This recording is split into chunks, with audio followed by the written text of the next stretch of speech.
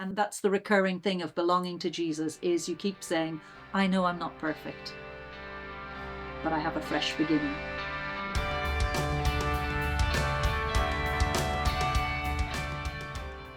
I'm Caroline. I am from Dublin. I was born in Dublin in the last millennium, and I live now in Limerick. Lovely Limerick. I think it's probably one of the most underrated cities in Ireland. It's beautiful with the river running through it, and when the sun shines, there's nowhere better. I grew up in Dublin. I was the eldest bossy sister of 3 girls. I have no complaints about my childhood. I had a very, very happy childhood, and I loved my life. I'd just like to clarify, I don't want to say I had a perfect childhood. I was just very bossy, so I was very happy being the eldest daughter in the family. I'd hate anybody to think I had a perfect childhood. There were plenty of things that went wrong, and plenty of times I fell off my bicycle and really hurt myself, etc., etc. And incidents that I don't revisit because they were unpleasant and not good. But overall, if I'm to take a general perspective, I had a good childhood. There was nothing particularly traumatic about it. And for me, I enjoyed school. I really loved studying. So when I did my intercert, as it was there, then at the end of 4th year, I worked hard, and that was probably the peak of my my academic achievements at the age of 15 or 16. And it was in 5th year in school when I just began to feel that everything was a bit fragile. I looked at my studies and I thought, what's the point of it all? And what if I start to fail? Will my parents still love me? Will the teachers still appreciate me? You know, I looked at friends and I just thought, these are my friends, but if I'm injured or end up in hospital for 6 months on end, how many of them will actually stick by me and continue to visit me? And I just had this really quite paralyzing feeling of how small I am in this little universe, and what is there to actually hold on to and to have that would give me any sense of security in life. And it wasn't until after Christmas of my 5th year, I reckon it was 1990, January of 1990, so 34 years ago almost to the day.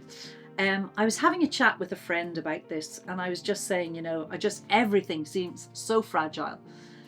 And he said to me, out of the blue, completely out of the blue, would you call yourself a Christian? And I said, yes, of course, I'm Irish. Of course I'm a Christian. And he said, what makes you a Christian?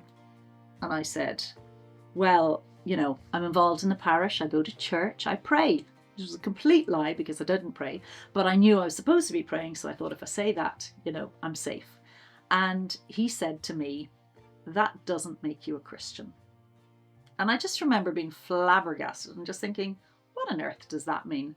And I didn't really respond. I didn't say anything, but he kept talking. And as he talked, he described a God who loved me so much that he would send his son into the world to die so that I could have a relationship with him. And his love was so sincere, a God whose love was so sincere that I could actually know him and know that he loved me and know that he would never let me go and he would never abandon me. And there was something in all of that that just struck very deeply in my core. And there's an expression that someone used to say, I just know in my knower. But I just knew at that point in my knower that this was actually true. And that night, after I'd hung up and gone into my bedroom, I looked out the window at the starry night sky and I just prayed. And I just said, Jesus, I don't even know if you really exist. But if you do, I need you in my life because I cannot go on living this life without you. And there was no big bolt of lightning, there was no big clash of thunder or no earthquake in South County Dublin. But the next morning when I woke up, I had just a really, really clear sense of new beginnings, fresh start, like the carpet had been ripped up and everything was new. And just my first thought that morning was, he's allowed me to live another day. I suppose I look at it now with hindsight a bit like that story of Gandalf in The Lord of the Rings, when he's been fighting one of the big beasts and he just lifts up his staff and he slams it down into the earth, and there's just all these ripples of power go out. And for me, you know, Gandalf's staff made a difference. Everything changed after that.